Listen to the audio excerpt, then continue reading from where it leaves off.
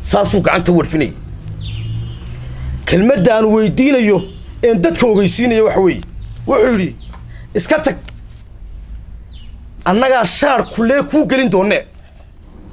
annaga naqaan halkan ku geyn doono السلام عليكم ورحمة الله تعالى وبركاته نبدا ودي المركز الدنيا دافيد كغا سوغتين قفكي لا هادي وا خطر هدلي halkan daawanaysa fiirsanayna wabarta youtube-ka ku leenahay ee Andiso official fadlan daawade hadii tahay markii kuugu horeysay kanalka hortaada soo dabasho waxaan ka codsanayaa channelka subscribe ta saarato sidoo kale gambalaalka furo si aad u noqoto qof ugu hore muuqaalku soo gaadho hadii muuqaalku ku cajibeena waxaan naga codsiyaa inaad like ta ku siiso waayo like waxay naga saacidaysaa in muuqaalku meel dheer gaadho aad baad ugu maasan tahay si share garow wada saxaabtaada wixii fikir iyo orahana comment-iga hoos noogu reebad ku maasan tahay haddaba soo dhawaada waxaan maanta ka hadli doonaa sida aad title ku arkaysaan waa xildhibaan maxamed abiib xildhibaanka ugu waxgaradka xildhibaan maxamed abiib ayaan maanta doonaynaa ka hadalo bal saxaabta qaariga soo dhawaada meel kasta joogto waxa la rabadaan kariim sidoo ogsoonideen maxamed dhawaan waxa lagu xidhay magaalada Hargeysa 14 wariye oo iskugu jira qaar maxay iskugu wada jira warbaahinada dalka ka tirsan Somaliland haddaba waa jamhuuriyadda Somaliland intii madaxweynaha soo martay waa madaxweynihii ugu horeeyay 14 wariye xabsiga u taxaba haddaba xildhibaan maxamed abiib isagoo taa ka hadlaya ayaa waxa uu tagay xarunta CID-da Somaliland kadib markuu xarunta tagay waxa uu hore ugu soo eegayay akiiskiisii Cabdisalaam Germany kabacdin markuu ka soo laabtay uu ka soo noqday isagii garyaqaan Shabeel ayaa waxa dhaxda durbaba ka hor yimid waase isagu sheegay taliyaha guud ee ciidanka qaranka jamhuuriyadda Somaliland sareeyo guuto saqadi dabagale runtii maxamed saqadi dabagale kabacdi markuu taliyo ka hor yimid waxa uu ku yiri runtii wax aan ka filaynin xildhibaanku waxaana hadaladiisii kamid ahaa runtii hadal maaha ku hadlo qof mas'uul ah ama qof nabadgelyada jamhuuriyadda Somaliland isagu qacantiisa ku haya ilaahay ba nabadgelyada haye kabacdi bar asxaabta qaariga bal maxamed abiib oo waxa uu taliyaha kala gulmay ku maxay cadaynaya bulwaakay la soo daawo wax kasta oo qof ku hanjabi karo maad moodayn janankii booliska ee xeerkii iyo kala dambeyntii nabadgelyada ku hayay marag iyo marxaatimo ila 30 nib baa taagnaa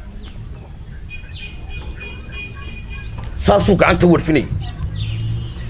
kelmadda aan weydiinayo in dadka ogeysiinayo wax weey wuxuu yiri iska tag annaga shaar kullee ku gelin doonee annaga naqaan halkan ku geyn waa arin la yaab leh runtii maxamed abiib waxa uu leeyahay ma hay runtii wax qof mas'uul ah ama qof qarankii jamhuuriyadda Soomaaliya ciidanka nabadgelyada ama mas'uul qaran in uu sida macnaha uu kula hadlayo qof kasto iska hadli macnaha hadal uu kula hadli lahaa iguma oran buu leeyahay kalama kulmin runtii waa arin la yaab leh maahana taliyuhu waxa uu ismeeyahay madaxweyne shacab iyo cid kasta oo dawladda ka tirsan qofka ku xadgudbaya qaranka jamhuuriyadda Soomaaliya waa u banaayeen xidho haddaba maxamed abiib runtii waxa oran karnaa xarunta CID-da runtii waa meel u siman waa meel bulshada loogu adeego runtii waa meel qaranku iska leeyahay waxa hadaladiisa waxa kamid ahaa sidoo kale waxa uu sheegay waxa uu yiri Somaliland darmatihid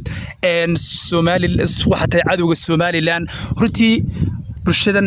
hadda daawanaysa balidi committee ku soo qora labadooda yaa muwaadina yaa mas'uul qaran ah runtii adigu committee lagu wada aad baad maasan tahay kana waa qaran labaduba waa mas'uulo haddaba arintu markay sidaa tahay maxay hayday horta qof kastana dambi waa galaa laakiin se dambiga muxuu yahay baa cad meesha markaas maxamed abiib waxa uu leeyahay runtii waa uu yimid waxa inuu yiri waad kibirtay waana faqfaq badatay shaar kulleeg baan u gelinaa runtii shaar ka leeg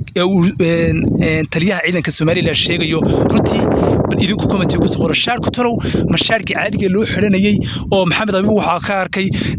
safaarigo ka weyn mise shaarka astaghfirullah runtii xildhibaanka wuxuu ku arkay shaarka oo ka weyn oo shaarku waa shaarka caadi mise shaarku waa shaar inaga weyn oo siyaasadaysan bal asxaabta qaaligeed committee ku soo qora shaarkaasi wuxuu yahay aad badbaadsatiin xildhibaankani waa xildhibaanka kaliya ee Soomaaliland intuu xildhibaan soo martay ugu kartidban uguna afka soo aftaansan uguna cadcad runtii waxaad arkayseen